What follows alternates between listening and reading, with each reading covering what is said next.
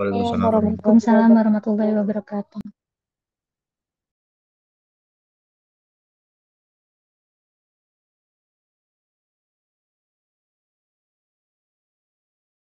Ya, untuk hari ini kita lanjutkan ya sesuai dengan apa yang saya sampaikan kemarin.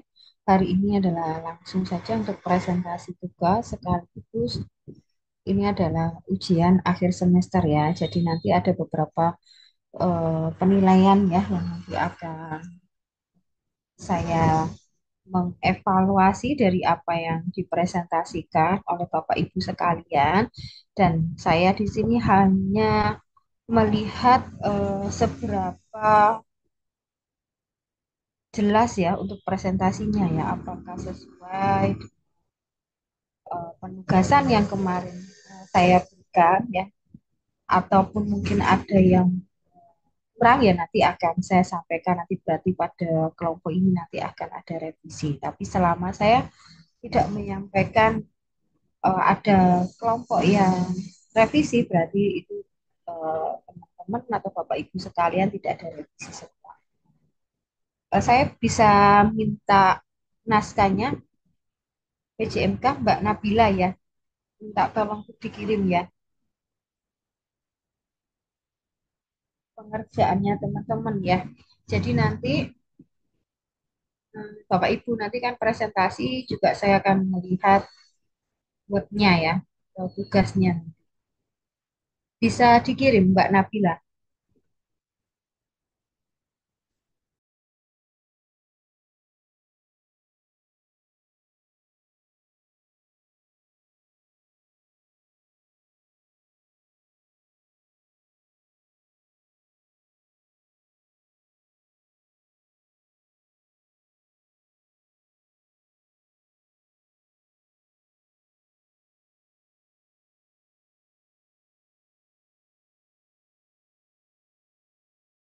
Ya Mbak Nabila, mohon untuk dikirim ya ke tele saya ya.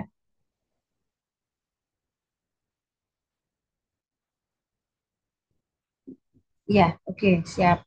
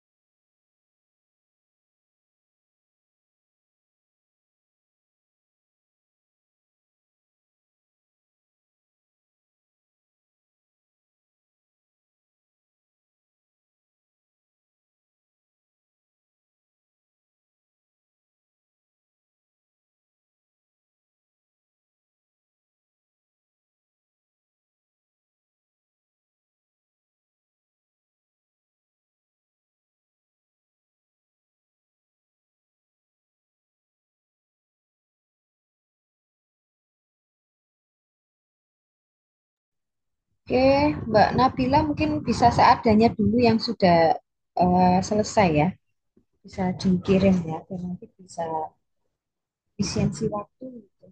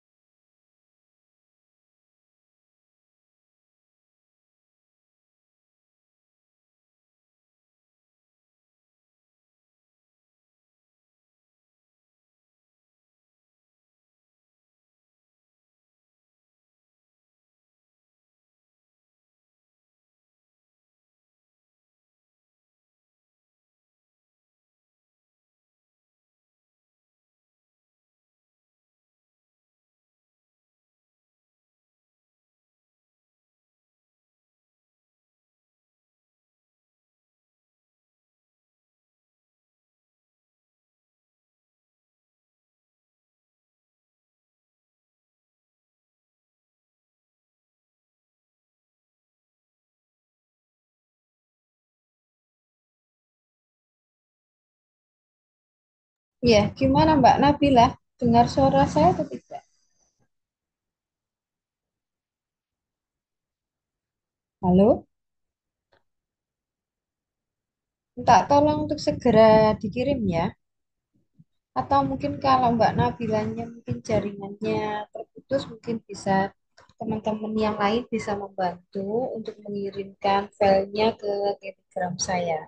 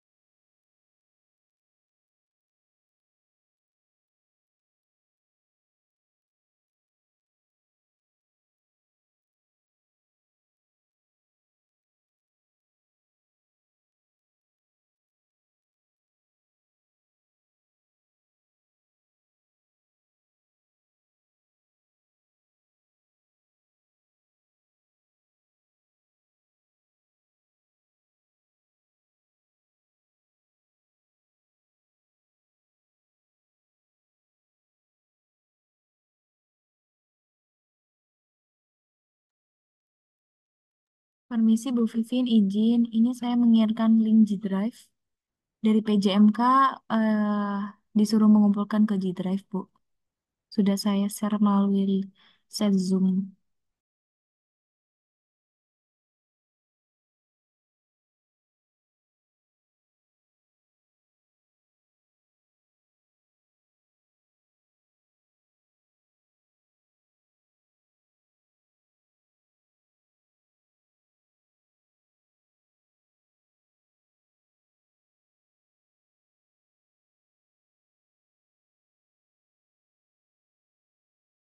Iya, iya,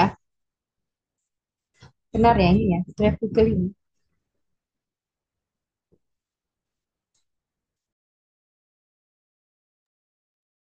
Iya, Bu, betul.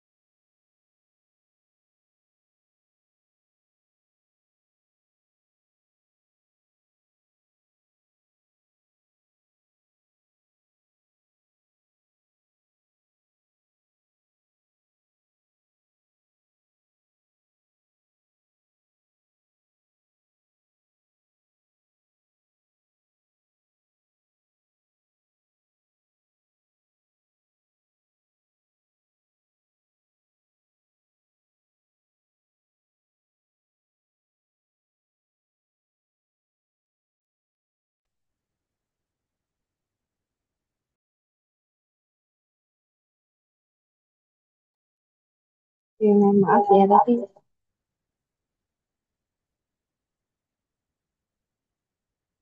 ya jaringan saya agak terus ya yang di laptop ini saya nyambung pakai keyboard HP ya. Saya buka dulu untuk websitenya.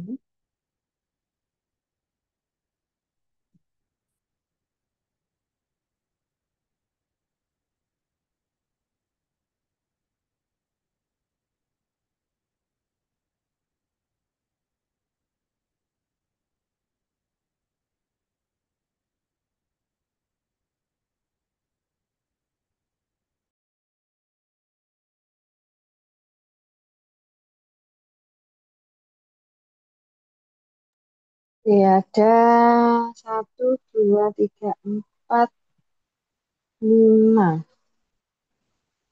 lima, enam, tujuh, delapan, sembilan. Apakah ada 10 kelompok atau hanya 9 kelompok? Untuk advokasi hanya 9 kelompok, Ibu.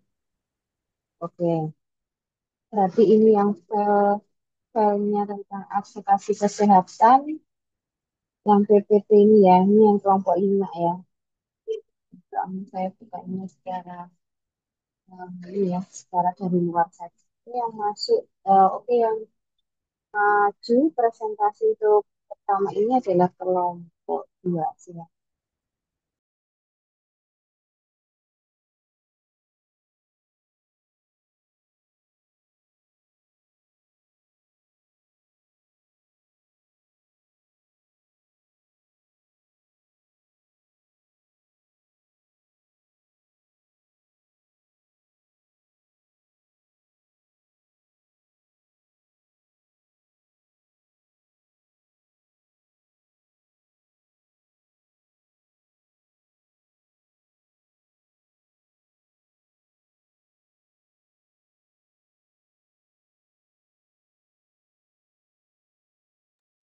Oke, nanti ada satu pertanyaan saja ya dari saya di tiap-tiap kelompok.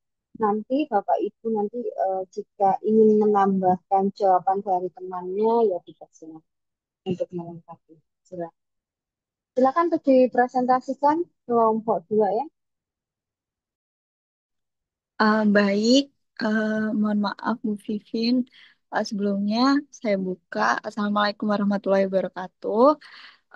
Perkenalkan nama saya Samara Salma Salsabila dengan NIM 701250017 dan rekan saya Salsananda Prima Setiawan dengan NIM 701250014.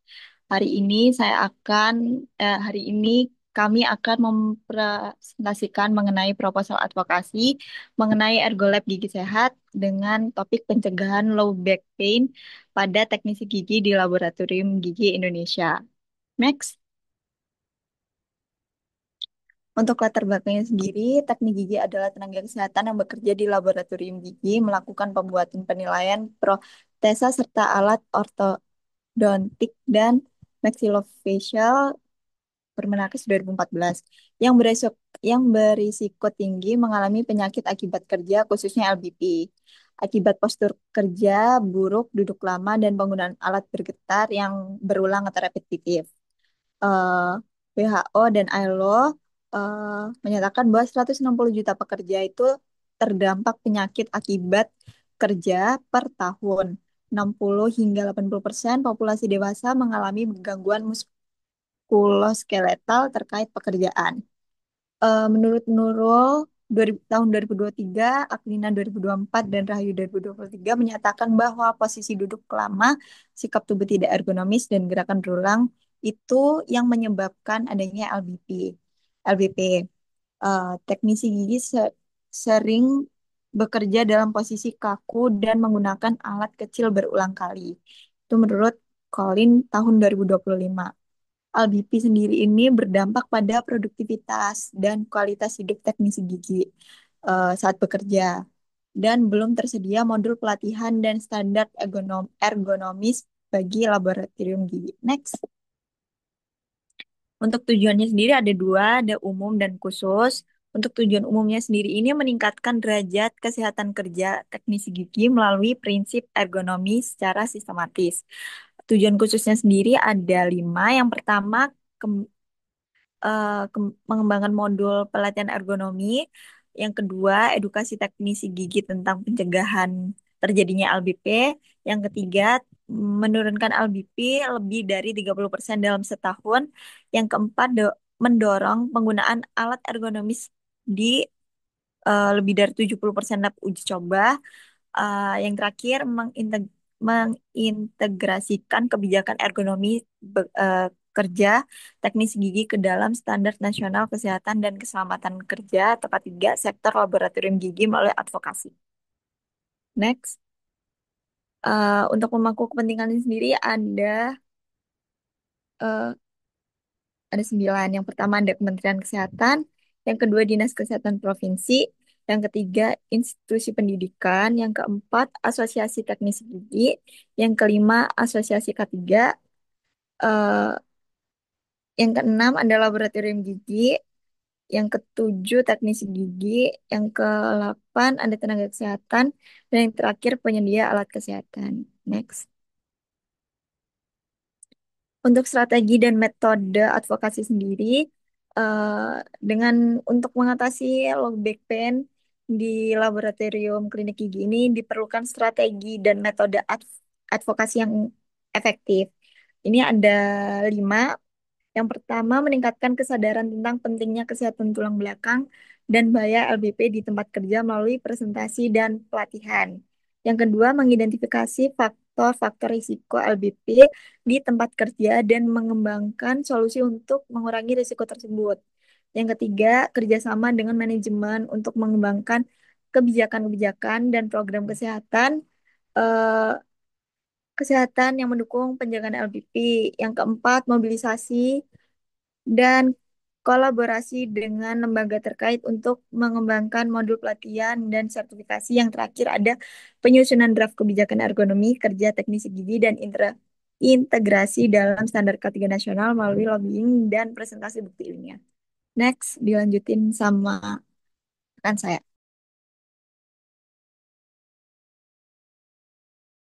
Selanjutnya untuk rencana program advokasi ini eh, dari daftar kegiatannya yang pertama nanti kita melakukan presentasi dan pelatihan atau workshop dengan waktu demikian 90 menit dan dengan materi tersebut dan targetnya karyawan laboratorium gigi. Jadi ini bisa dilihat langsung untuk anggaran dan daftar kegiatan dari yang kami rencanakan. Yang kedua ada survei dan analisis. Kemudian yang ketiga ada pengembangan materi edukasi. Yang keempat ada kampanye media sosial. Lalu yang terakhir ada pengawasan dan evaluasi. Next. Kemudian yang pembahasan terakhir ini ada rencana tindak lanjut. Untuk rencana tindak lanjut ini ada latar belakang sehingga kita harus menindaklanjuti gimana program advokasi ini. Karena memiliki latar belakang di mana teknisi gigi ini berisiko tinggi mengalami LBP akibat postur kerja dan belum tersedianya modul pelatihan ergonomi dan kebijakan nasional yang mendukung lingkungan kerja ergonomis di sektor laboratorium gigi. Dan program yang kami buat ini bernama ErgoLab Gigi Sehat, bertujuan sebagai advokasi untuk mendorong pelatihan penyediaan alat kerja ekonomis dan kolaborasi lintas sektor. Tujuannya yang mana nanti untuk meningkatkan akses berupa pelatihan untuk teknisi gigi tentang ergonomi lab dan disediakannya alat kerja ergonomis yang dapat dijangkau dan diimplementasikan nantinya secara nyata di tempat kerja. Kemudian membangun sorry. Kemudian melibatkan tenaga ahli sebagai konsultan.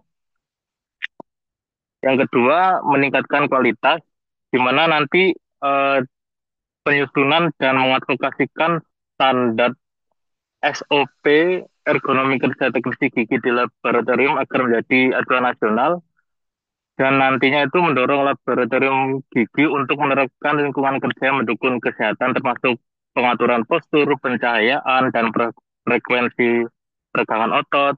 Kemudian melibatkan ahli ergonomi dan fisioterapis juga dalam proses pelatihan untuk memastikan materi yang disampaikan nanti itu berbasis bukti ilmiah dan praktik yang terbaik. Yang ketiga itu membangun kapasitas, maksudnya ini nanti dalam pengembangan modul pelatihan ergonomi teknisi gigi ini dapat diintegrasikan ke dalam kurikulum institusi pendidikan vokasi maupun program sertifikasi teknisi gigi. Kemudian dapat juga melatih SDM seperti dari dosen atau teknisi senior sebagai pelatih ergonomi lokal yang nantinya supaya keberlanjutan program ini tidak hanya bergantung pada tim pusat saja. Kemudian memberikan kesempatan bagi laboratorium gigi untuk menjadi model atau percontoh nasional dalam penerapan ergonomi kerja di bidang dental teknisi. Yang keempat untuk mendorong partisipasi dengan melibatkan seluruh pemangku kepentingan dan membangun sistem umpan balik seperti FGD atau survei kepuasan serta pertemuan rutin dengan peserta yang menjalani program ini. Next. Untuk selanjutnya temuan program yang sebelumnya. Untuk temuan program ini temuan program ini kan temuan kegiatan ini kan future finding yang berfungsi sebagai hasil terukur untuk mendukung argumen lanjutan yang kita utarakan di advokasi ini. Yang pertama ini ada peningkatan pengetahuan dan kesadaran. Ini dapat didapatkan berdasarkan hasil pre-test dan post-test yang nantinya akan ditemukan peningkatan signifikan pemahaman dan penerapan pada teknisi gigi terhadap prinsip ergonomi. Yang kedua, lebih dari sama dengan 70% laboratorium gigi yang uji coba mulai menggunakan alat atau media kerja yang ergonomis. Yang ketiga, modul modul yang dibuat nanti harapannya dapat diadopsi dalam kurikulum pendidikan vokasi. Yang keempat, terbentuknya dokumen rekomendasi kebijakan K3 untuk teknisi gigi. Kemudian, umpan balik pada FGD yang melibatkan pemangku kepentingan. Kemudian terakhir, prevalensi LVP dapat turun lebih dari 30% dalam setahun. Next.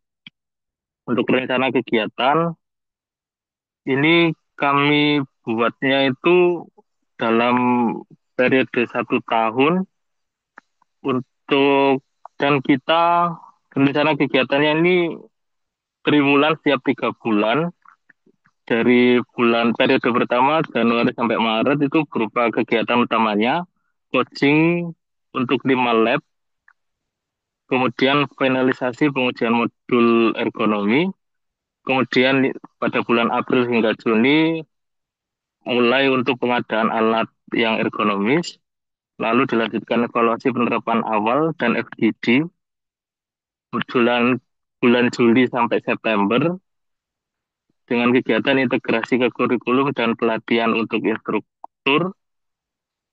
Bulan Oktober hingga Desember audiensi kebijakan ke Kemenkes dan diseminasi nasional. Next. Untuk indikator keberhasilan, yang pertama meningkatnya kapasitas teknisi gigi lebih dari 80% peserta pelatihan nanti itu menunjukkan peningkatan pemahaman prinsip ergonomi melalui hasil post-test yang kita berikan. Dan peserta mulai menerapkan postur kerja yang benar dan rutin melakukan peregangan supaya mencegah terjadinya LVP. Yang kedua, adopsi fasilitas ergonomis. Harapannya minimal 70% lab gigi mulai menggunakan alat ergonomis seperti kursi dengan sandaran lebar, meja yang adjustable, dan lampu kerja yang dengan penerangan yang cukup. Yang ketiga, integrasi modul ke institusi pendidikan, minimal 1 institusi mengadopsi modul ergonomi dalam kurikulumnya atau program pelatihan teknik gigi. Yang keempat, tersusunnya rekomendasi kebijakan, minimal terdapat output tersusunnya satu dokumen resmi yang berisi rekomendasi kebijakan ergonomi yang nantinya diajukan ke Kemenkes sebagai bagian dari sistem K3 nasional pada sektor laboratorium gigi. Kemudian yang kelima, penurunan keluhan LBP sebanyak lebih dari 30%, di mana didapatkan hasil dari pengisian Nordic Musculoskeletal Questionnaire secara pretest ataupun post-test. Kemudian yang terakhir, monitoring dan evaluasi. Untuk pengumpulan data kuantitatifnya dapat kita lakukan pretest, post-test, checklist RIBA atau RULA, lalu survei Nordic Musculoskeletal Questionnaire. Untuk data kualitatifnya dapat kita lakukan wawancara, RGD atau observasi langsung ke tempat kerja di lab gigi. Yang ketiga, evaluasi analisis indikator setiap triwulan dan umpan balik secara rutin. Yang keempat, laporan kemajuan disampaikan ke Dinkes dan Kemenkes. Kemudian yang terakhir, menggunakan G-Form dan media sosial untuk monitoring secara digital. Next. Kemudian ini strategi kegiatan. Yang pertama, peningkatan infrastruktur, di mana tentunya benar-benar kami mengharapkan pengadaan alat ergonomis ya, untuk laboratorium gigi yang mungkin sederhananya seperti kursi, meja, kaca pembesar, atau lampu untuk pencahayaan. Lalu kolaborasi dengan penyedia alat kesehatan dalam penyediaan alat dan sarana kerja yang ergonomis sesuai dengan standar K3. Dan dari Dinas dan Kemenkes, kami juga mengharapkan untuk alokasi dukungan anggarannya juga. Yang kedua, pengembangan SDM berupa pelatihan teknisi gigi tentang ergonomi dan LBP, kemudian pengembangan pelatihan lokal, training of trainer dari institusi dan laboratorium gigi, lalu integrasi materi ergonomi dalam pendidikan vokasi. Yang ketiga, edukasi kesehatan masyarakat dapat berupa seperti kampanye edukasi digital dengan hashtag Ergolab Gigi Sehat. Yang ketiga, menyebar infografis, leaflet, dan video edukasi. Kemudian yang terakhir, forum diskusi dengan teknisi dan pemangku kepentingan. Next. Demikian, terima kasih presentasi dari kelompok kami. Mohon koreksinya juga dari Bu Vivin. Mungkin ada pertanyaan, dipersilakan.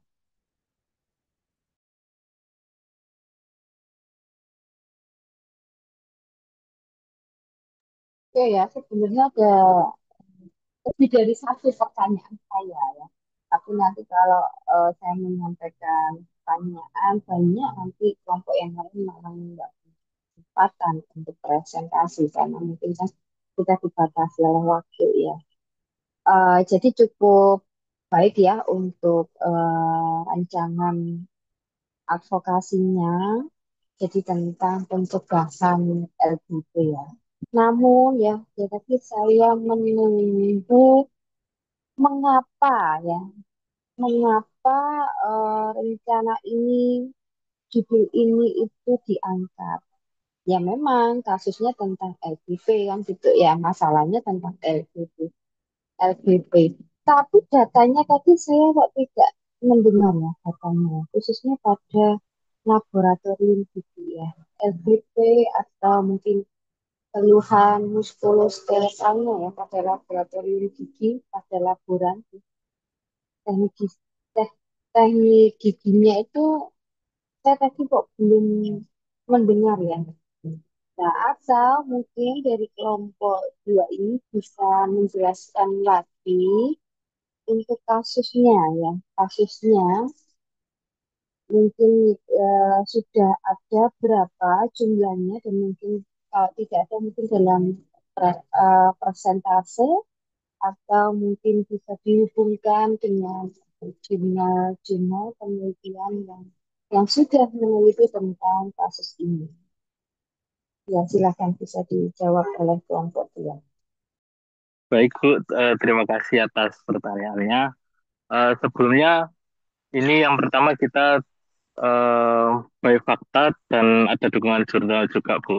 Karena saya sendiri juga kebetulan kan bekerja di laboratorium gigi dan fakta di lapangan itu memang dari kami sendiri teknisi gigi itu terdapat keluhan yang mana nantinya itu ada potensi untuk terjadinya low back pain Bu. Karena memang kerjaan kita yang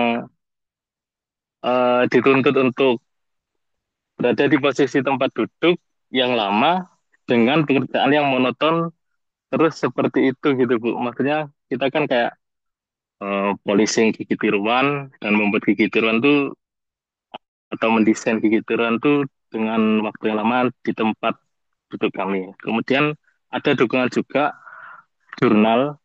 Dari jurnal yang kami dapatkan ini memang di bidang kami yang bergerak di bidang kesehatan gigi, mulai dari dokter gigi, perawat gigi, ataupun laboratorium gigi, itu juga mengalami hal yang sama, Bu. Karena kita butuh fokus dan ketekunan pada tempat di posisi kita kerja gitu, Bu. Sehingga itu menjadi potensi untuk terjadinya low back pain. Jadi kami ini kalau harapannya itu sebenarnya itu karena di bidang kami ini belum ada standar ergonominya dari pemerintahan pusat, dari Kemenkes, standar pendirian lab juga untuk standar tinggi kursinya harus berapa, tinggi mejanya harus berapa, aspek apa saja yang dapat dikaitkan dengan eh, K3 yang menjadi potensi bahaya nanti yang beresiko ke kesehatan kerja itu belum ada, Bu. Jadi maka dari itu kami mengapa mengangkat topik ini harapannya supaya eh, yang kami advokasikan itu dapat tersampaikan, dapat menjadi usulan supaya segera dibentuk disusunkan kebijakan tentang pencegahan low back pain ini karena kita setiap harinya bekerja seperti ini begitu Bu dan dapat beresiko orang kadang kalau misalkan Hmm, secara sadar kita nggak peregangan gitu kayak di punggung gitu ya, rasanya sakit gitu Bu. ya, ya, ya, ya. Tadi kan saya lihatnya di ya di proposal file Word, di Word-nya ya. Nah, ini nanti mungkin next ya untuk Gitu. eh, proposal apapun ini seharusnya ada data kuanti atau mungkin kuali. Kalaupun mungkin nggak ada data kuantinya pasti jumlahnya itu mungkin bisa disampaikan berdasarkan survei yang kami lakukan.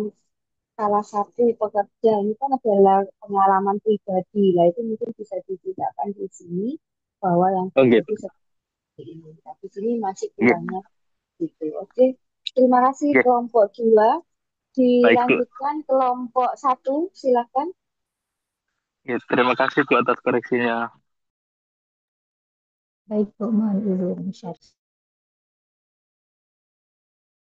Ya, kita batasi ya, kira-kira nanti ya 7 sampai 10 menit lah untuk satu kelompok. Jadi mungkin nanti bisa dipresentasikan mana yang penting.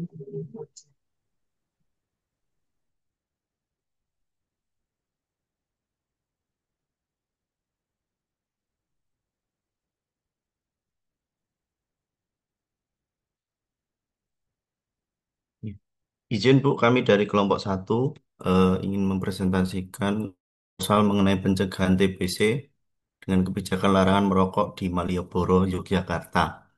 Next.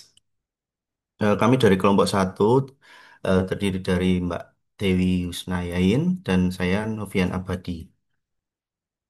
Next. Latar belakang kami ya yaitu kawasan Malioboro merupakan salah satu pusat perdagangan, pariwisata dan budaya yang sangat ramai dikunjungi oleh wisatawan lokal maupun mancanegara.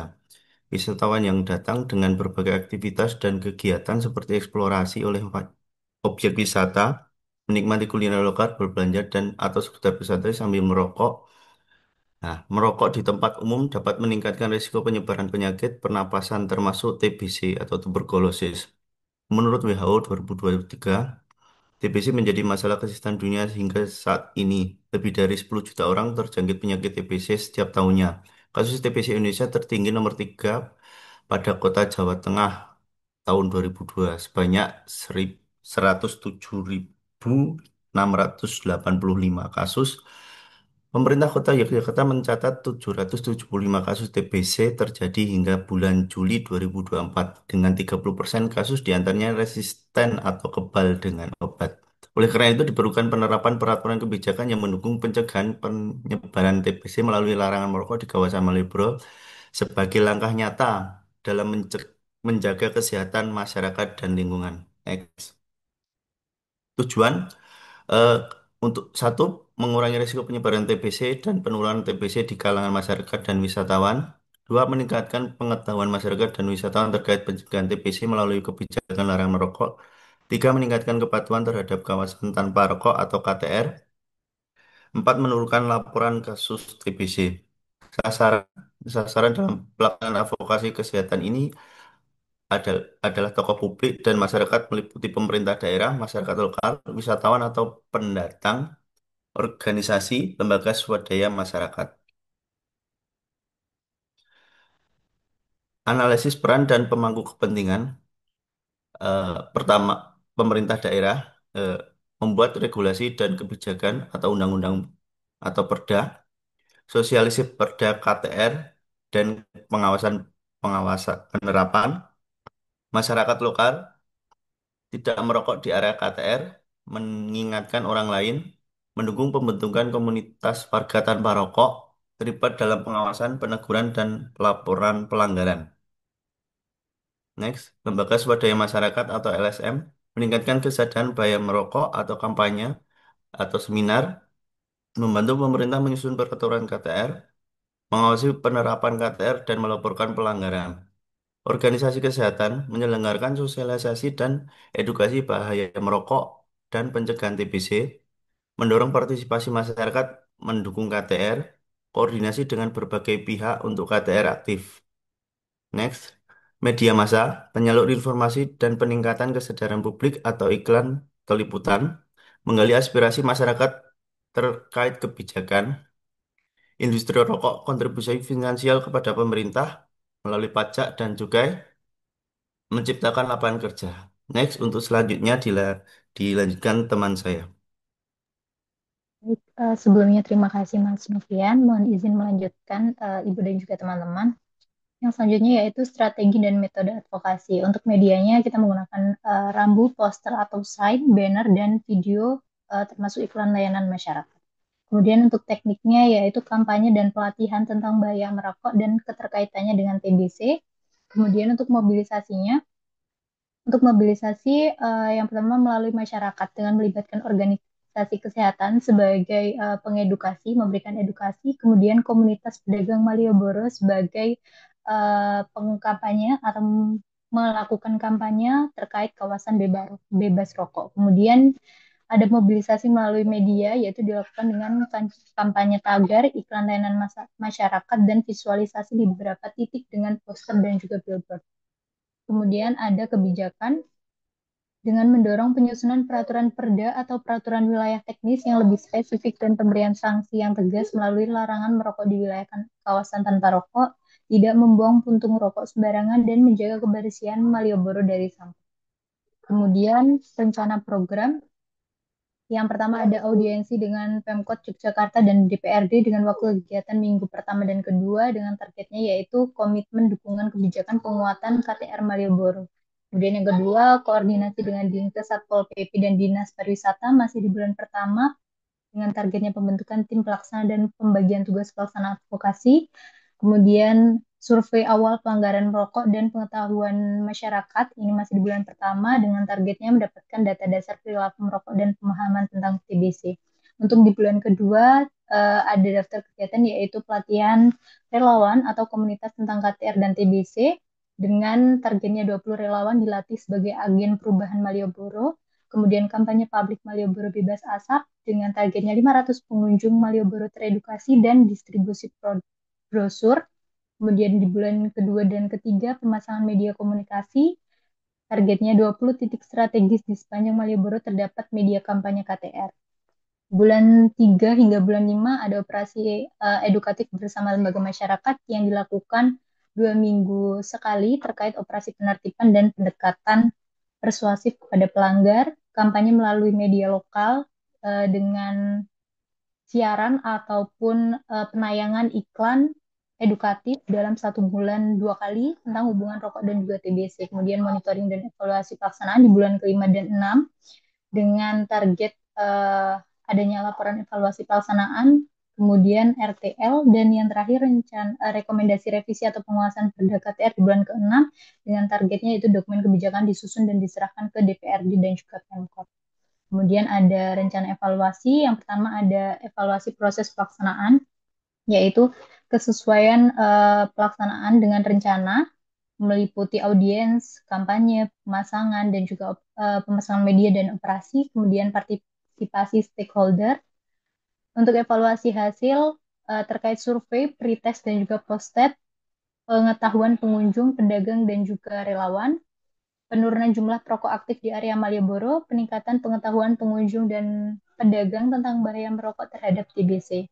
Kemudian rencana evaluasinya terkait evaluasi dampak, yaitu penurunan kasus TBC di wilayah sekitar Malioboro, penurunan kunjungan karena ISPA atau gangguan saluran nafas, peningkatan efektivitas penerapan KTR dalam penurunan risiko kesehatan, dan yang terakhir evaluasi berkelanjutan, pembentukan tim pemantau lintas sektor, monitoring bulanan pelanggaran rokok dan edukasi, review kebijakan dan strategi sosialisasi setiap 6 bulan, dan survei kepuasan dan persepsi publik tahunan melalui QR Code pelaporan.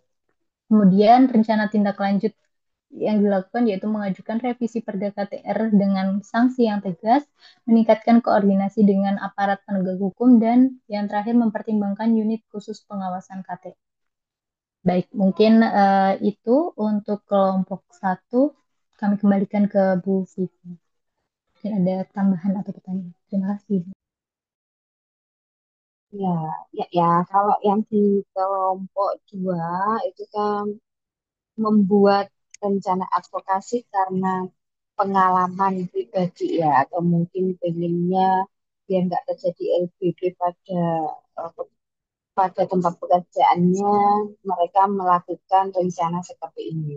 Nah, kalau di kelompok 1 ini, apakah sebelum melakukan rencana proposal, kapan terakhir Anda atau mungkin berdua ini datang ke Malioboro?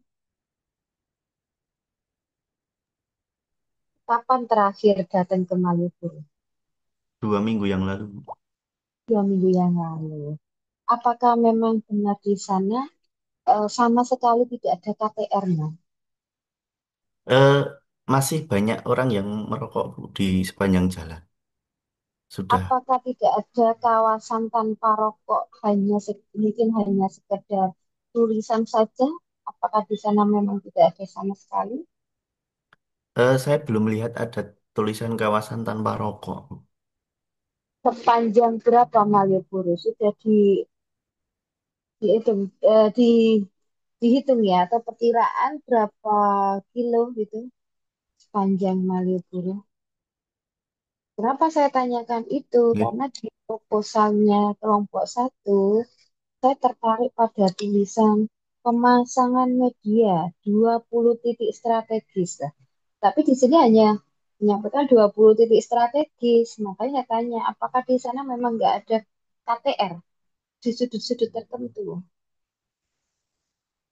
Karena saya sendiri terakhir masih dulu ya di Malioboro ya. Jadi udah lama sekali, 1 tahun lebih lah saya di Malioboro. Ya, karena itu tadi saya tertariknya, kenapa kok menetapkan ya 20 titik strategis? Apakah eh, panjangnya Malioboro itu berapa ya? Berapa kilometer? Apakah tiap 1 kilo dikasih media kampanye KTR? seperti itu sehingga mungkin diperkirakan mungkin satu satu kilo mungkin 2 media sepanjang itu berapa berapa kilo gitu.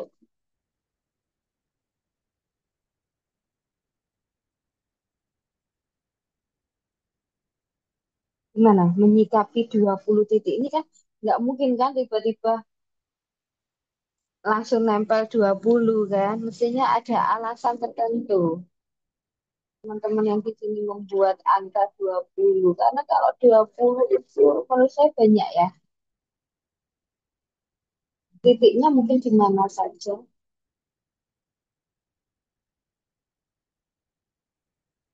eh, apa Malioboro kan tidak lebih dari 2 kilo saya rasa. Jadi mungkin ya memang terlalu banyak kalau 20 titik.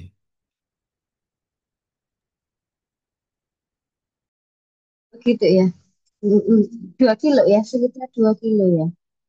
Kalau Jalan Malioboro yang sendiri sebenarnya cuma Ya, 1 kilo, Bu. Yang separuh itu kan jalan apa? Ahmad nah, Yani kalau dulu nggak. nah itu kalau 20 saya kira banyak sekali ya, 20 titik ya. Apakah ini sekitar 1 kilo dikasih satu gitu, berarti kan 20. Apakah 1 kilo dikasih dua? Apakah 1 kilo dikasih berapa? Tiga? Atau mungkin sepanjang itu kan mungkin ada yang tempatnya itu di pojok-pojok tertentu ya itu mungkin dikasih nah ini mungkin bisa nanti dilengkapi lagi ya 20 titik itu yang seperti apa. Harusnya kalau kita menetapkan jumlah berarti ada semacam apa itu layout ya atau gambar gitu ya gambar itu yang memang memang benar titik-titik ini yang harusnya diberikan media gitu ya untuk yang di kelompok satu hanya kekurangannya di sini saja. eh, Angkanya mungkin terlalu besar atau mungkin tidak dilakukan survei dulu di sana apakah 20 ini memang tepat untuk dilakukan penempelan media. Oke, itu saja dari saya untuk kelompok satu. Iya, terima kasih, Bu. Kita lanjut di kelompok 5. Terima kasih, Bu.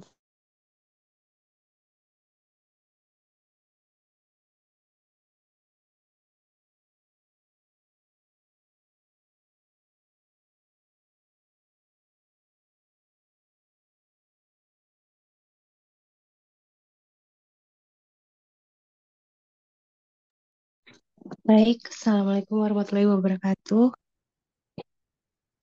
Kami dari kelompok 5 mengangkat advokasi kesehatan tentang posyandu lansia bagi warga Madiun. Next,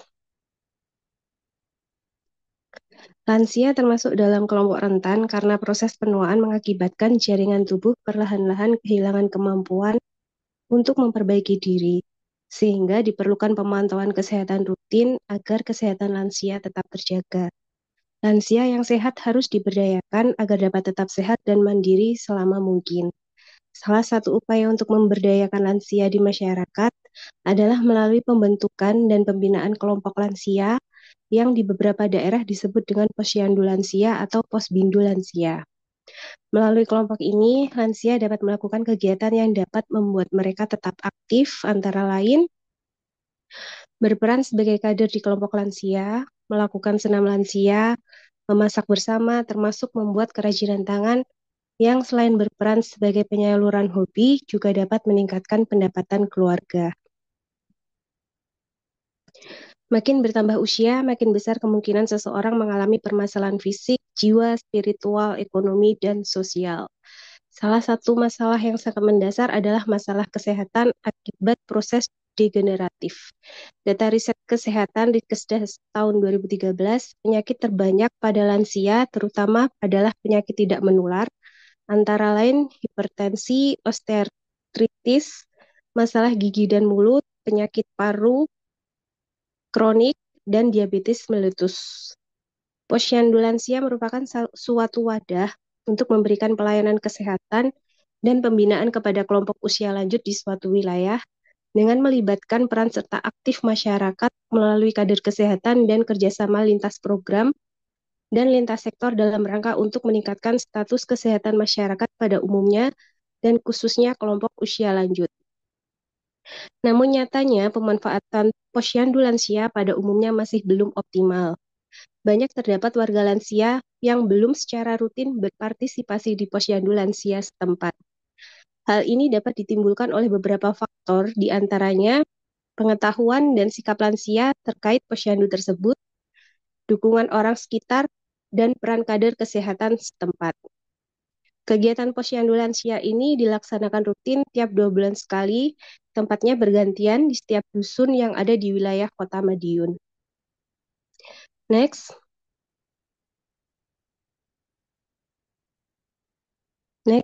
Tujuan.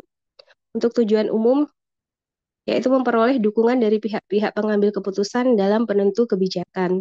Kemudian tujuan khususnya, memahami adanya masalah-masalah program lansia yang ada di wilayah Madiun dan memberikan dukungan untuk mengatasi masalah program lansia yang ada di wilayah Madiun. Analisis peran pemangku. 1. Untuk masalah yang dihadapi. A. Rendahnya partisipasi. Tingkat partisipasi lansia dalam posyandu masih rendah. Kemudian kurangnya pengetahuan. Pengetahuan lansia tentang kesehatan juga masih kurang. Untuk metode pelaksanaan dilakukan di salah satu kelurahan di Madiun dengan kegiatan utama yaitu cek kesehatan gratis di posyandu lansia dan sosialisasi penyakit menular dan tidak menular. Untuk sasarannya yaitu lansia dan kader kesehatan setempat. Kemudian partisipasinya kegiatan posyandu dihadiri oleh lansia dan kader kesehatan. Untuk indikator keberhasilannya dilihat dari kehadiran partisipan yang lebih dari 50% dari populasi target. Selain itu, peningkatan pengetahuan sebesar 80% melalui pretest dan posttest. Kemudian evaluasi kesehatan lansia. Di antaranya yaitu cek kesehatan, mengukur IMT, mengukur tekanan darah, cek gula darah, dan konsultasi, yaitu edukasi tentang hasil cek kesehatan dan pola hidup sehat. Kemudian untuk yang ketujuh, sosialisasi penyakit. Materinya bisa berupa penyakit tidak menular, yaitu obesitas, hipertensi, diabetes, dan penyakit menular, atau di antaranya tuberkulosis. Untuk metodenya, diskusi interaktif dengan sesi tanya-jawab yang menunjukkan peningkatan pengetahuan partisipan sebesar 90%. Next. Pemangku kepentingan utama, yaitu yang pertama pemerintah Kota Madiun mengembangkan kebijakan dan program untuk meningkatkan kesejahteraan lansia. Yang kedua, kader kesehatan, tugasnya menjadi penghubung antara masyarakat dan layanan kesehatan, serta mendukung pelaksanaan program kesehatan di tingkat komunitas. Yang ketiga, masyarakat lansia, ini sebagai target utama dari program kesehatan. Kemudian puskesmas, menyediakan dukungan teknis dan medis dalam pelaksanaan program kesehatan. Yang kelima, yaitu keluarga, memberikan dukungan moral dan sosial kepada lansia untuk berpartisipasi dalam kegiatan kesehatan. Strategi dan metode advokasi. Tahap kegiatan yang pertama melakukan survei yang melibatkan pihak setempat dalam rangka menelaah permasalahan yang ada di wilayah tersebut, sehingga serangkaian kegiatan yang diusulkan dapat memberikan solusi. Membahas tentang 2 program bidang kesehatan yang dilaksanakan berkaitan dengan kesehatan lansia di Madiun, yaitu cek kesehatan gratis dalam kegiatan posyandu lansia, serta sosialisasi terkait penyakit menular dan tidak menular sebagai tindak lanjut dari cek kesehatan yang telah dilakukan. Program cek kesehatan yang dilaksanakan pada posyandu lansia dilakukan melalui metode accidental sampling, yaitu teknik penentuan secara kebetulan, yaitu berdasarkan lansia yang bersedia untuk dilakukan cek kesehatan. Pengukuran dilakukan secara analitik cross-seksional atau dilakukan pada satu waktu tanpa memberikan perilaku apapun sebelumnya. Selain itu, program ini juga dilengkapi dengan konsultasi berupa edukasi terkait penyakit yang berhubungan dengan cek kesehatan yang dilakukan. Program sosialisasi penyakit menular dan tidak menular dilakukan dengan metode edukasi yang berdasarkan pada hasil cek kesehatan sebelumnya yang dilengkapi dengan sesi diskusi dan tanya jawab. Tahap monitoring dan evaluasi program dilakukan melalui penilaian pencapaian indikator keberhasilan yang telah ditetapkan, yaitu pemenuhan jumlah target partisipan dan peningkatan pengetahuan partisipan terkait program yang dilaksanakan. Pemenuhan jumlah target partisipan dilihat dari kehadiran dengan target minimal 50% dari keseluruhan populasi target. Sedangkan peningkatan pengetahuan pada partisipan dapat dilihat dari sesi tanya jawab yang dilakukan pada sebelum dan sesudah program dilaksanakan. Diharapkan setelah memberi edukasi, terjadi peningkatan dengan target sebesar 80% dari pengetahuan terkait materi sebelum edukasi dan sosialisasi dilaksanakan. Selain itu, setiap program kesehatan juga dilengkapi dengan diskusi terbuka dan pemberian hadiah sebagai bentuk apresiasi serta bertujuan untuk meningkatkan kepedulian terhadap program yang dilakukan. Perencanaan, pelaksanaan, serta evaluasi serangkaian program kegiatan didiskusikan dan dipantau baik oleh dosen pembimbing lapangan selaku pihak penyelenggara dan universitas maupun perwakilan penduduk setempat. Next, rencana program kegiatan advokasi. 1. Tahap persiapan. Tahap persiapan dimulai dari pembuatan proposal advokasi terkait pengadaan kegiatan dan dikonsulkan kepada pembimbing lahan. Selanjutnya dilakukan pembagian tugas kepada pihak yang membantu dalam pelaksanaan kegiatan penyuluhan. Tahap pelaksanaan. Pertama, kegiatan advokasi dilaksanakan pada minggu pertama. Kegiatan dilakukan menggunakan metode luring di aula. Advokasi dilakukan untuk mendapatkan komitmen dan dukungan terkait usulan program dari pihak berwenang dan jajarannya. Yang B, pembukaan kegiatan penyuluhan diawali dengan memberi salam, moderator memperkenalkan diri, serta menyampaikan maksud, tujuan, dan rundown acara advokasi. Kemudian sebelum advokasi dilakukan, moderator mempersilahkan pihak terkait untuk memberikan sambutan. Yang keempat, penyampaian usulan program dilakukan selama 20 menit. Penyajian usulan program sesuai dengan topik permasalahan yang didapatkan dari hasil observasi dan wawancara kepada petugas puskesmas dan dilakukan penampilan desain dari usulan program. Dan yang kelima, peserta advokasi sangat interaktif dan komunikatif dalam memberikan masukan dan pertanyaan dari kegiatan tersebut, dan peserta dapat saling sharing apa saja yang dapat dibantu oleh peserta advokasi. Setelah advokasi dilakukan dan mendapat dukungan serta komitmen dari beberapa belah pihak, maka kegiatan advokasi ditutup. Next. Rencana pelaksanaan advokasi, yaitu persiapan proposal dan penyampaian advokasi. Rencana evaluasi, petugas datang sebelum waktu yang ditetapkan untuk mempersiapkan sarana dan prasarana kegiatan advokasi. Semua saran hadir tepat waktu sehingga kegiatan advokasi dimulai sesuai dengan waktu yang telah ditetapkan. Kegiatan advokasi dilaksanakan pada minggu pertama, advokasi dihadiri oleh 30 orang sasaran.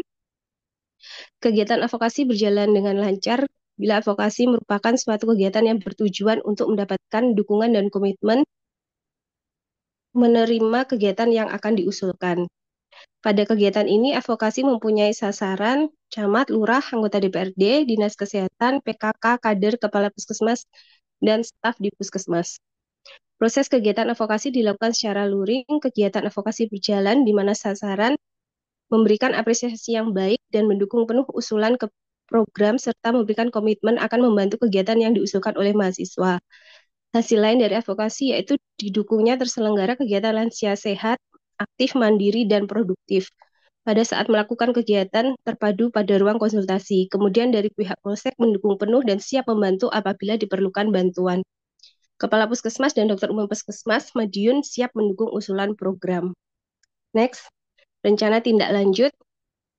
1. Advokasi pemberian kartu monitoring kesehatan pada lansia.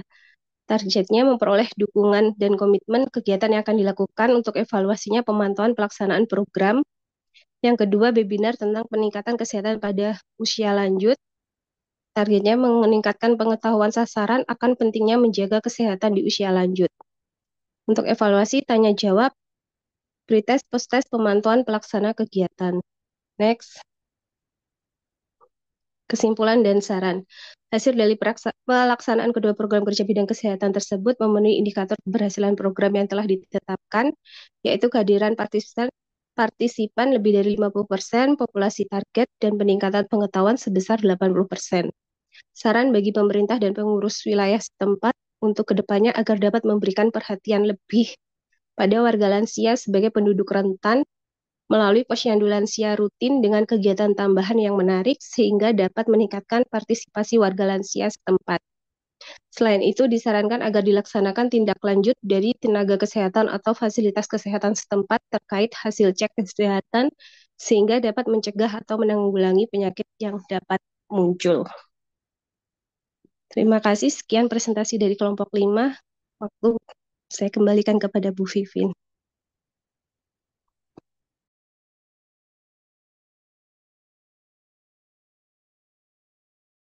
Oke. Oke, yang presentasi tadi siapa? Mbak Nabila ya? Yuke, Bu. Oh, Mbak Yuga. Mbak Nabilanya masuk ya? Oh, yang suaranya habis itu tadi ya? Iya, Bu. Ya. Oke, oke. Oke, ini kan ngangkat posyandu lansia ya. Nanti sama-sama cross check aja. Kalau sepemahaman saya, berarti di Madiun itu memang belum ada posyandu lansia atau seperti apa?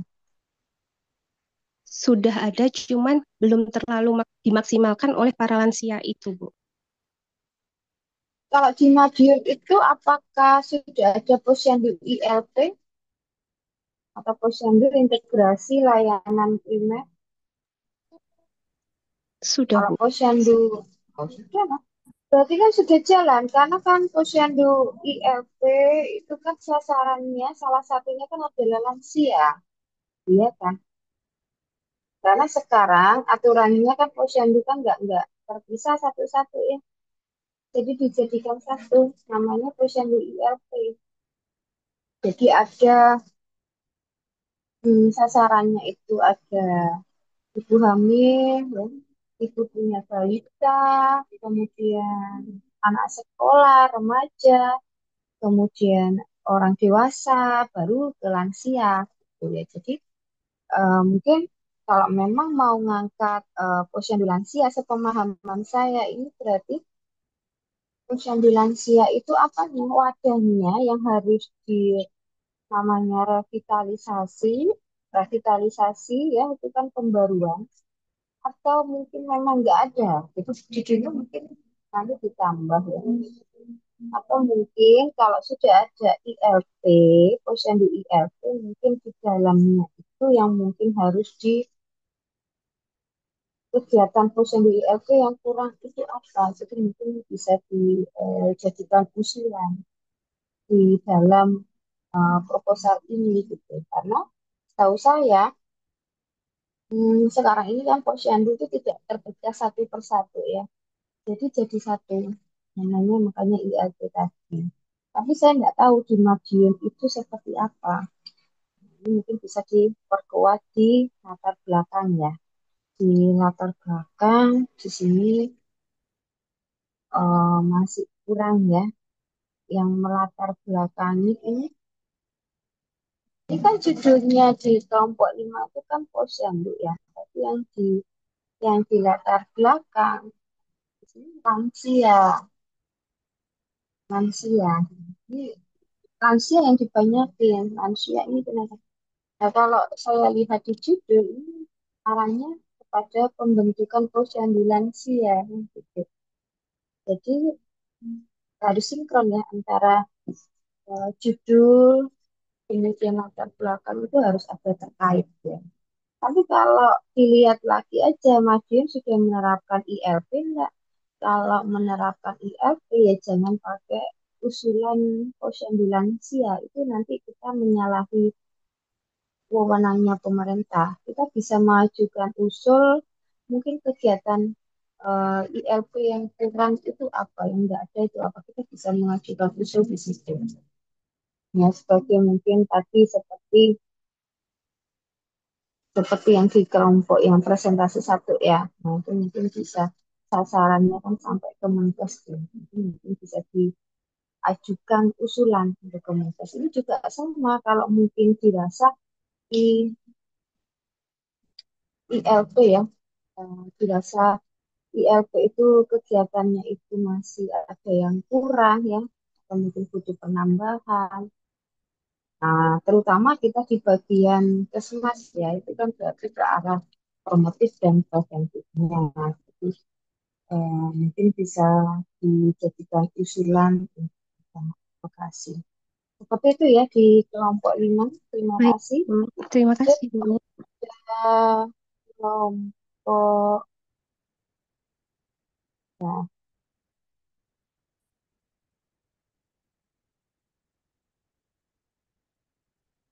kelompok 3, silakan.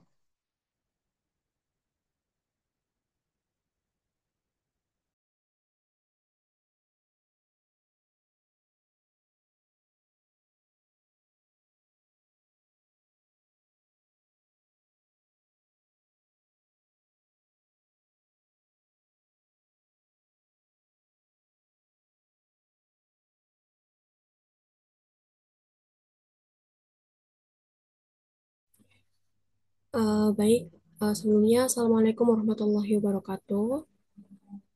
Kami dari kelompok 3 akan mempresentasikan terkait penerapan hidup bersih dan sehat pada siswa sekolah dasar untuk mencegah hepatitis A.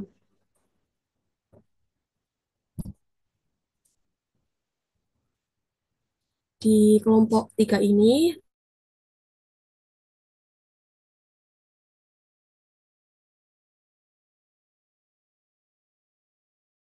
adalah dikarenakan hepatitis A merupakan suatu penyakit infeksi pada organ hati yang disebabkan oleh virus hepatitis A yang tersebar di seluruh dunia dan diperkirakan terdapat 14 juta kasus setiap tahun.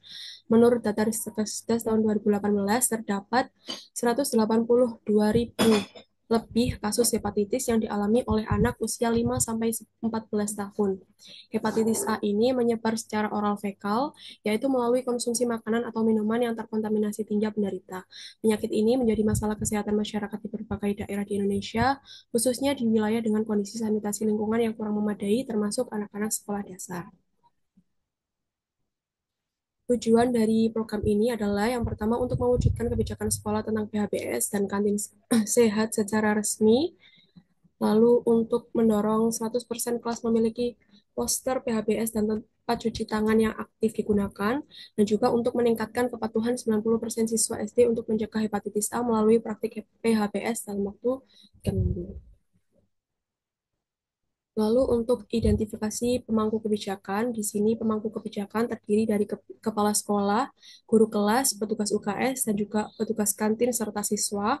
Untuk kepala sekolah sendiri, perannya adalah yang pertama untuk menetapkan kebijakan, yang kedua untuk menyediakan dan mengawasi fasilitas sanitasi, dan yang ketiga untuk mendukung pelaksanaan kegiatan edukasi kesehatan. Untuk guru kelas berperan sebagai pemberi contoh langsung dan membimbing siswa, dan juga untuk mengintegrasikan edukasi PHBS dalam pembelajaran, serta untuk melakukan pemantauan dan evaluasi perilaku siswa terkait PHBS dan kebersihan diri. Untuk petugas UKS berperan untuk memberikan penyuluhan tentang hepatitis A dan pentingnya PHBS, untuk melakukan pemeriksaan kesehatan ringan, dan juga untuk berkoordinasi dengan guru, kepala sekolah, serta fasilitas kesehatan dalam penanganan awal jika ada gejala penyakit menular. Untuk petugas kantin berperan untuk menyediakan makanan dan minuman yang bersih dan sehat, menjaga kebersihan alat makan, dan juga untuk mematuhi standar kebersihan makanan. Untuk siswa sendiri berperan untuk menerapkan PHBS, menjadi panutan dan pengingat sesama teman, serta untuk melaporkan kepada guru atau petugas UKS jika merasa tidak sehat atau melihat teman yang sakit.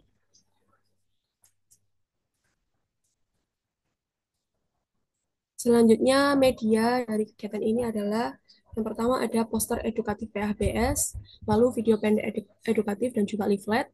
Untuk tekniknya sendiri dilakukan dengan melaksanakan sosialisasi, edukasi interaktif, serta pemutaran video edukatif. Untuk mobilisasi, diperlukan peran aktif guru, partisipasi petugas UKS dalam monitoring kesehatan siswa, serta dilakukan kegiatan kelas bersih dan lomba PHBS. Untuk kebijakan sendiri terdiri dari kebijakan cuci tangan wajib sebelum makan dan setelah dari toilet, lalu larangan jajan sembarangan di luar pagar sekolah, penjadwalan pemeriksaan UKS, dan standarisasi kebersihan kantin dan toilet.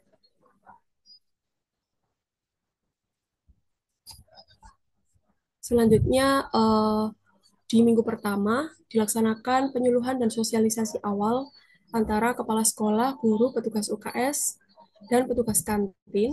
Lalu di minggu kedua sampai ketiga, dilaksanakan penetapan kebijakan oleh kepala sekolah yang berkoordinasi dengan guru. Lalu di minggu keempat dilakukan distribusi media edukasi dan sarana cuci tangan. Di minggu kelima dilaksanakan edukasi dan sosialisasi kepada siswa. Di minggu keenam dilaksanakan simulasi cuci tangan dan lomba kegiatan PHBS. Di minggu ke-7 sampai 8 dilakukan monitoring penerapan PHBS dan di minggu ke-9 dilaksanakan evaluasi akhir dan pelaporan kegiatan. Selanjutnya dilanjutkan oleh Mbak Rofiah, dipersilakan. Baik, untuk rencana evaluasi meliputi proses evaluasi selama kegiatan, kemudian evaluasi hasil setelah kegiatan, kemudian evaluasi dampak, dan juga evaluasi berkelanjutan. Evaluasi berkelanjutan meliputi rapat tinjauan program tentang keberhasilan program dan rencana perbaikan. Next.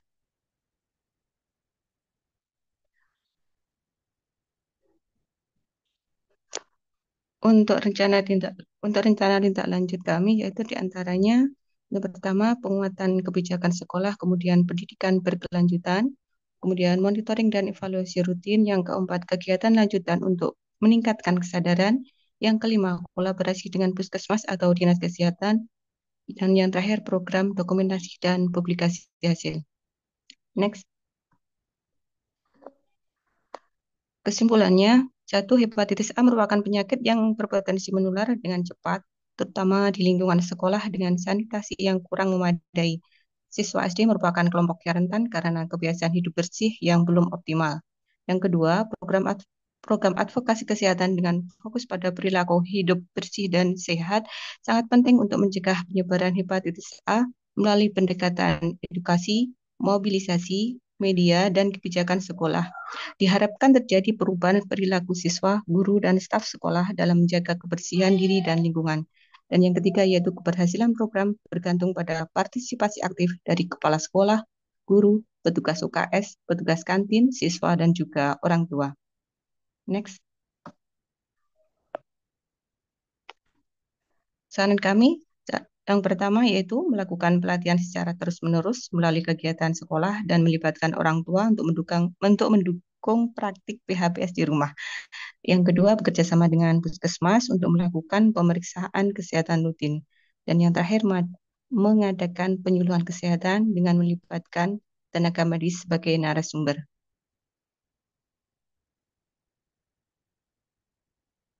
Demikian presentasi dari kami. Untuk selanjutnya kami kembalikan kepada Bu Vivin. Terima kasih.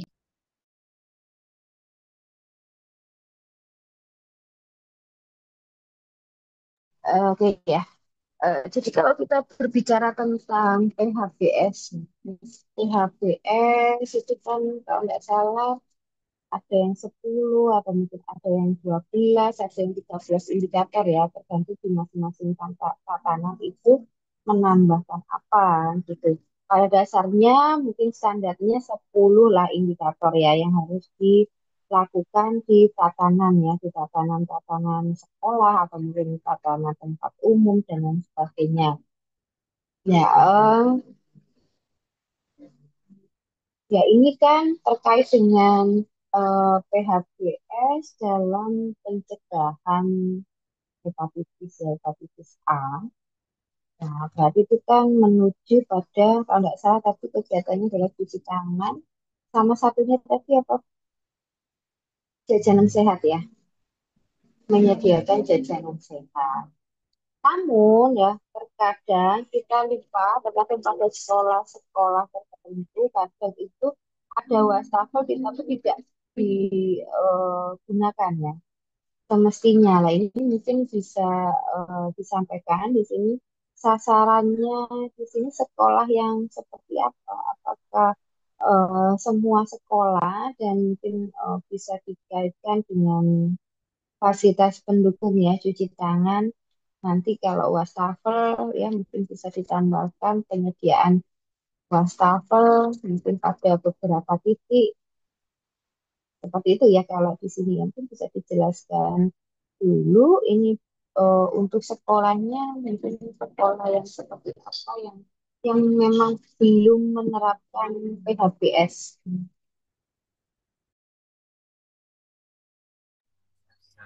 Oke, baik Ibu. Untuk sasarannya adalah sekolah-sekolah yang belum melaksanakan PHBS dan juga sebetulnya perlu juga dilakukan monitoring kepada sekolah yang sudah melaksanakan, akan tetapi tidak berkelanjutan seperti itu, Bu, kegiatannya. Ya, monitoring ya. Tapi tadi sudah disampaikan apa belum? Dengan monitoring apa? Belum ya tadi ya? Oke, Bu, belum. Belum. Nah, itu ya untuk kelompok tiga ya. Oke, terima kasih kelompok tiga. Kita lanjut kelompok 6.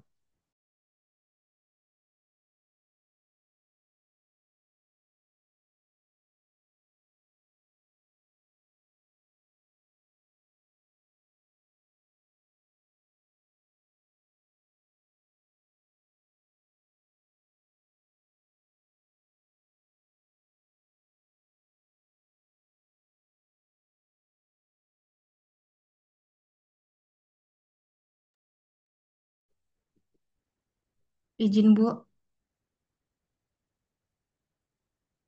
kami dari kelompok 6 dan membawakan proposal P2HIV di proyek Western View Surabaya. Anggota kelompok ada Mbak Anissa Nilam 7012504 dan ada saya sendiri Clara Karunia dengan NIM 7012505. Kemudian ada latar belakang HIV. HIV/AIDS masih menjadi masalah kesehatan serius di Indonesia, terutama pada kelompok usia produktif dan sektor informal seperti konstruksi. Surabaya sebagai kota industri menghadapi tantangan tinggi, termasuk di proyek pembangunan besar seperti apartemen Western View yang melibatkan 200 pekerja dari berbagai daerah dalam satu lokasi. Pekerja proyek konstruksi rentan terhadap penularan HIV akibat minimnya edukasi, gaya hidup yang jauh dari keluarga, tekanan kerjaan, terbatasnya akses layanan kesehatan, serta stigma terhadap PODA, mobilitas tinggi, dan kurangnya integrasi isu kesehatan reproduksi dalam K3 memperburuk kondisi ini.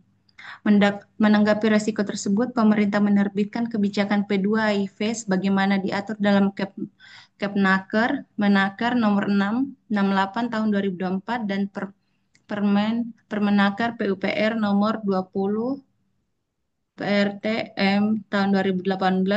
Kebijakan ini mewajibkan pelaksanaan edukasi, akses tes HIV, dan rujukan pengobatan sebagai bentuk tanggung jawab sosial perusahaan dan perlindungan tenaga kerja. Implementasi P2HIV di proyek seperti Western View menjadi strategi penting untuk menciptakan lingkungan kerja sehat, melindungi tenaga kerja, serta mendukung target eliminasi HIV/AIDS nasional pada tahun 2030. Rumusan masalah yang pertama adalah bagaimana tingkat pengetahuan pekerja proyek Western View terhadap HIV/AIDS, apa saja faktor risiko penularan HIV/AIDS di lingkungan proyek, dan bagaimana strategi advokasi yang efektif dalam pencegahan HIV/AIDS di sektor konstruksi. Tujuan umumnya meningkatkan kesadaran dan perilaku hidup sehat pekerja proyek Western View Surabaya terhadap HIV/AIDS melalui advokasi kesehatan yang terstruktur dan kolaboratif. Tujuan khususnya menyampaikan informasi HIV/AIDS secara menyeluruh kepada pekerja proyek Western View Surabaya, mencakup penularan, pencegahan, tes dini, dan pengurangan stigma. Program ini bertujuan meningkatkan kesadaran dan perilaku hidup sehat melalui advokasi kesehatan terstruktur dalam 4 minggu dengan melibatkan tim K3, Disnaker Surabaya, LSM atau KPA, Puskesmas, dan dukungan manajemen proyek. Kegiatan ini relevan dengan kebutuhan sektor konstruksi dan mendukung target nasional eliminasi HIV/AIDS tahun 2030 ke depannya. Ada beberapa manfaat advokasi. Yang pertama adalah meningkatkan kesehatan dan produktivitas tenaga kerja, mengurangi stigma terhadap HIV/AIDS di lingkungan kerja, meningkatkan kesehatan dan produktivitas tenaga kerja, menciptakan lingkungan kerja yang aman dan inklusif. Ruang lingkup advokasi. Kegiatan dilaksanakan di lingkup proyek Western View Surabaya dengan sasaran utama para pekerja dan karyawan proyek dan didukung dari stakeholder terkait.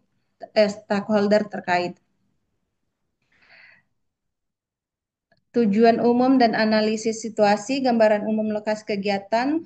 Proyek Western View adalah kawasan apartemen yang sedang dibangun di Surabaya Barat. Tenaga kerja yang terlibat berasal dari berbagai daerah, mayoritas berstatus perantau dan sistem kerja bergilir. Masalah kegiatan yang diangkat HIV/AIDS menjadi isu penting karena pekerja proyek berisiko tertinggi tertular akibat kurangnya pengetahuan dan layanan kesehatan terbatas. Analisis situasi dan resiko, minimnya informasi dan edukasi HIV/AIDS, perilaku seksual berisiko akibat jauh dari keluarga, akses layanan kesehatan terbatas di lokasi proyek, stigma terhadap ODA atau orang dengan HIV/AIDS. Kemudian analisis dan pemangku kepentingan. Yang pertama adalah manajemen proyek, menyediakan akses fasilitas dan mendukung kebijakan program. Dari Dinkes, Dinas Kesehatan Surabaya menyediakan tenaga medis, alat VCT dan materi edukasi. Puskesmas wilayah melaksanakan VCT dan konseling langsung di lokasi proyek. LSM atau KPA memberikan edukasi, pelatihan kader dan modul edukatif. Pekerja proyek menjadi sasaran program dan partisipasi edukasi serta VCT. Tim K3 proyek mengintegrasikan program ke dalam agenda kesehatan dan keselamatan.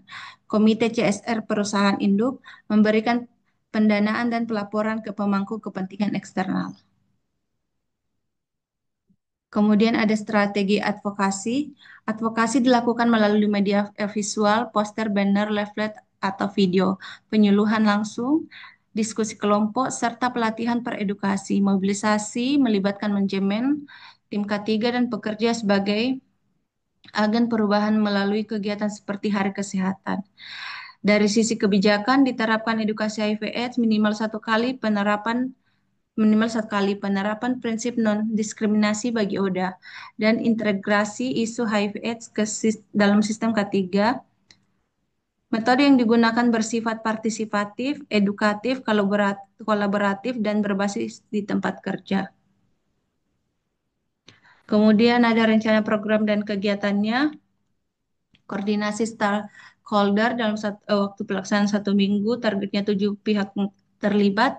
Kemudian ada edukasi dan penyuluhan. Minggu kedua dilakukan pada minggu kedua ada 100 pekerja proyek. Tes CVT di minggu ketiga 70% peserta edukasi, pelatihan per edukator. Di minggu ketiga juga 10 pekerja terpilih, evaluasi dan dokumentasi. Di minggu keempat laporan akhir dan umpan balik peserta. Kemudian ada anggaran biaya yang disesuaikan pada anggaran proyek. Kemudian dilanjutkan dengan Mbak Nilam. Rencana evaluasi program. Evaluasi dilakukan melalui pretest dan post-test, jumlah peserta penyuluhan dan VCT, serta kuesioner perubahan sikap. Media dievaluasi dari distribusi, keterbacaan, dan interaksi digital. Kegiatan dinilai berdasarkan dokumentasi, partisipasi pekerja, dan efektivitas per edukator.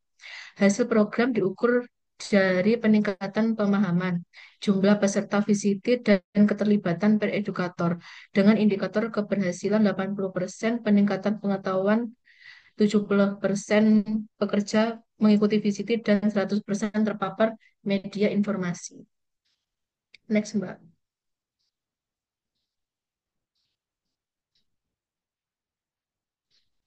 Rencana tindak lanjut. Yang pertama ada integrasi dengan program K3, materi HIV/AIDS dimasukkan dalam pelatihan rutin K3 agar seluruh pekerja mendapat edukasi sejak awal.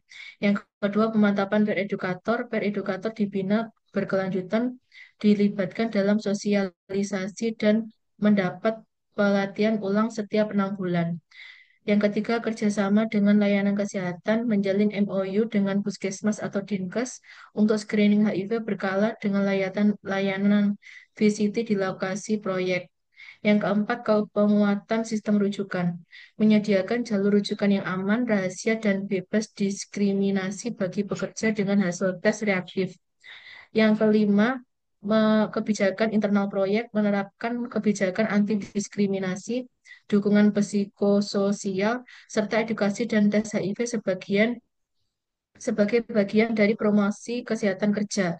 Yang terakhir, monitoring dan evaluasi triwulan mencakup keterlibatan per edukator, distribusi media, dan perubahan sikap pekerja.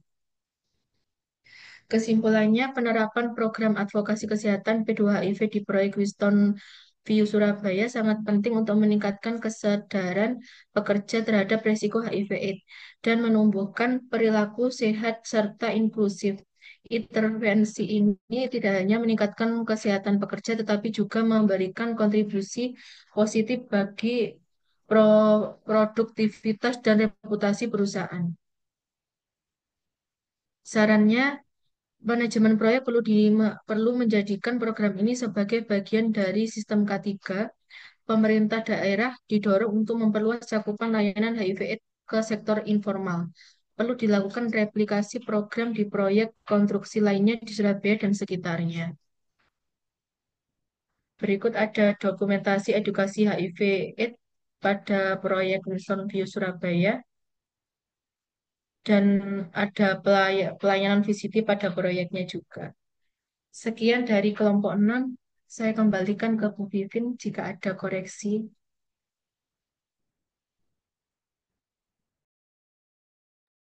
Ya, tadi kita jalan-jalan ke Jogja, sekarang ke Surabaya ya. Surabaya, di sini saya belum tahu ya untuk pembangunan proyek Weston View itu apakah model kayak apartemen, apa kayak hotel, atau mungkin bangunan institusi atau seperti apa ya saya nggak tahu. Mungkin teman-teman yang di kelompok 6 ini kan sudah paham ya di sana itu seperti apa ya kan, sehingga teman-teman yang di kelompok 6 itu mengajukan advokasi tentang kebijakan HIV ya, karena mungkin pekerjanya kan banyak perantaunya ya. Jumlah pekerjanya berapa Mbak di sana? Untuk sekarang sudah Mbak-mbak itu. berkurang, Ibu. Berapa? Sekarang sudah 150 karena proyeknya sudah mau berakhir, Ibu. Sekarang berarti 150. 50. Iya, Oke, manpowernya. mm-mm. Atau salah satu mungkin dari mbak-mbak ini ternyata kerja di sana? Enggak Iya, ya? Bu. Saya sendiri, Bu, Pekerja. kerja. Iya, Siapa? betul, Bu. Siapa? Siapa Mbak Anissa atau Mbak Clara? Mbak Clara, Ibu. Mbak Clara, oke. Kalau kita melihat yang namanya Undang-Undang Tenaga Kerja ya, itu kan memang harusnya ada edukasi, ya edukasi pencegahan. Mungkin di sini mungkin kok gemes gitu ya Mbak Clara, kok nggak ada edukasi tentang HIV gitu ya. Ini kan menjadi usulan ya untuk perantau-perantau. Nah kalau di sana apakah pekerja yang merantau itu diberikan mes Mbak? Iya, Atau Bu. asrama gitu? Eh, Asrama ya? Iya, di Bekasi, diberikan mes, Ibu. Jadi dalam satu Mm-mm. proyek itu ada dibuatkan satu gedung untuk para pekerja. Rata-rata perantaunya itu dari kota mana saja? Apakah sampai ke luar Jawa? Itu yang jauh nggak pulang-pulang kita itu seperti apa? Kalau area Surabaya, Bu, kebanyakan dari Jawa juga, Ibu, pekerjanya. Dari Jawa atau mungkin Mbak Claranya pernah lihat perantaunya suka jajan gitu ya? Suka Jadi jajan tanda kutip gitu ya? enggak, Bu. Jadi di proyek itu diwajibkan ada edukasi HIV/AIDS, Ibu, sama pekerjanya. Oh, Gitu. iya kan memang salah satu hak yang harus diterima ya oleh pekerja itu ya. Nah, Iya. itu tadi tak tak tanyain jumlahnya berapa. Ya, tapi di sininya itu coba dilihat ya. Itu tadi pertanyaan pancingan ya. Berapa jumlahnya yang gitu ya. Di sininya kelompok ini menerapkan 100. Kenapa kok nggak semua? Katanya tadi 150 ya. Coba Jadi dilihat di rencana program. Kenapa kok 50-nya hilang? jadi Kok gini, Bu. pernah lihat Jadi ya? dari semua pekerja itu 200 pekerja itu kita sudah infokan, sudah kasihin undangan ke mereka. Jadi ada beberapa pekerja yang tidak ingin untuk cek VCT, Bu. Jadi kami tidak memaksakan untuk hal itu karena adanya diskriminasi nantinya, Bu, kalau kami memaksakan. Kalau fisik saya sampaikan tadi atau edukasi, coba lihat di bab 4. Memang VCT-nya yang kelompok 6 tidak menerapkan targetnya 100 ya. 100% ya. Iya, Bu. 100% pekerja kan tidak, hanya 70%. Saya paham karena memang VCT itu kan adalah sifatnya sukarela ya, nggak boleh dipaksa seperti itu. Namun diedukasi ya, kelompok 6 ini mengapa kok mengambil target 100, kan nggak semua kerja saja. Kalau memang 200 mungkin bisa ditulis di 200, atau mungkin ada alasan khusus.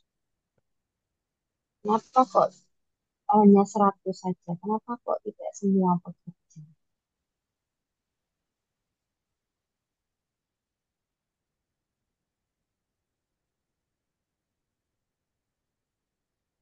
Ya, bisa dijawab.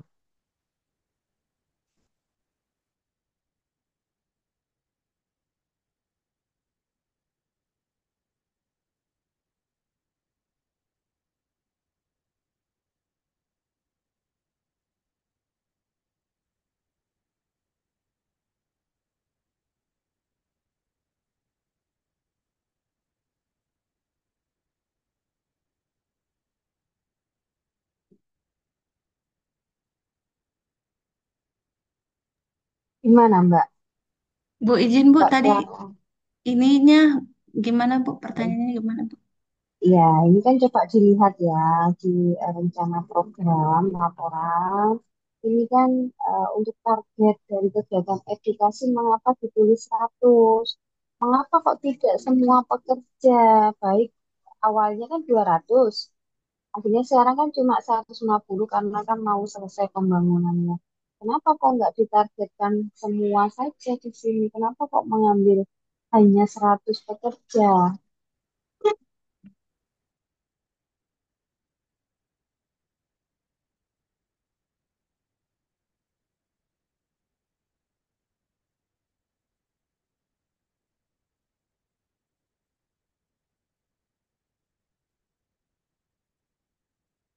Silakan bisa dijawab Mbak Anissa atau Mbak Clara. eh jadi Bu, dalam 200 pekerja itu kan ada beberapa pekerja yang eh, totalnya ada 200 pekerja, tapi dalam kegiatan itu mungkin ada beberapa pekerja yang tidak eh, tidak ikuti Bu, dan atau mengambil cuti Bu, pekerja-pekerja itu. Jadi nggak full Bu. Iya, alasannya ya. Kemudian Iya, minta Ibu. tolong nanti ya, tolong untuk diperbaiki terkait dengan stakeholder ya. Nah, Baik di Ibu, sini siap. kan 7 stakeholder ya. 7 targetnya 7 pihak terlibat. Jadi ini kan perlu dijelaskan siapa pihak yang terlibat itu. Gitu ya. Ya, seperti itu dari saya kelompok 6. Lah ini ya karena ini kan sudah malam ya jam 8. Ini apakah kita teruskan karena masih ada 4 kelompok yang belum presentasi, atau mungkin kita jadwalkan lagi di hari kapan? Monggo Mbak Nabila, itu kalau kalau suaranya lagi habis kita bisa cek atau mungkin apa? Terus kalau mungkin bisa ya hari Sabtu lah, hari Sabtu saya free, hari Sabtu sore ya, itu nggak masalah. Karena kan hari Jumatnya itu kan satu suro ya, libur ya. Bisa yang tanggal 26-nya, saya kalau malam ada acara ya, malam suro di kampung. Besoknya saya ada acara ngajar. Nah, ini mungkin bisa di schedule ya, karena tadi kan kita mulai setengah 7 ya, setengah 7 sampai jam 8 itu kan 1 jam setengah. Ini kalau diterusin bisa jadi nanti sampai setengah 10 ya, jangan ya. Mungkin bisa di reschedule hari yang lain mungkin. Gimana Mbak Nabila?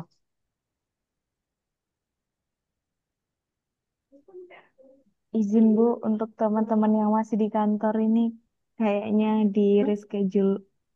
Jadi tidak dilanjut Bu maksudnya. Ya, benar. Di reschedule aja ya, di reschedule. Yang tadi saya sampaikan, tadi reschedule-nya bisa hari Sabtu enggak apa-apa. Atau di hari Senin minggu depan enggak apa-apa. Saya insya Allah longgar ya kalau kalau malam itu saya longgar. Mungkin yang Bapak Ibu mungkin yang masih di kantor, monggo nanti disesuaikan aja. Kalau pagi ya saya insya Allah kalau nggak ada ngajar, ini kan nggak ada ngajar ya, udah free ya saya ya. Cuma ngerjakan administrasi sama jaga ujian aja. Itu nanti mohon dirembuk ya Mbak Nabila dengan teman-temannya ya. Itu ya.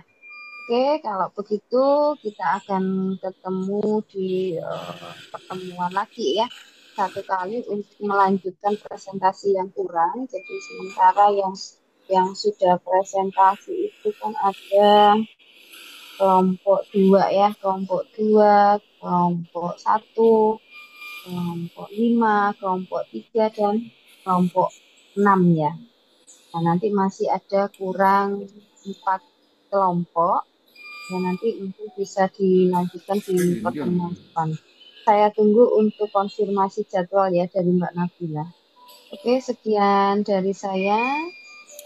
Selamat malam dan selamat melanjutkan aktivitas lagi. Sekian, terima kasih. Wassalamualaikum warahmatullahi wabarakatuh.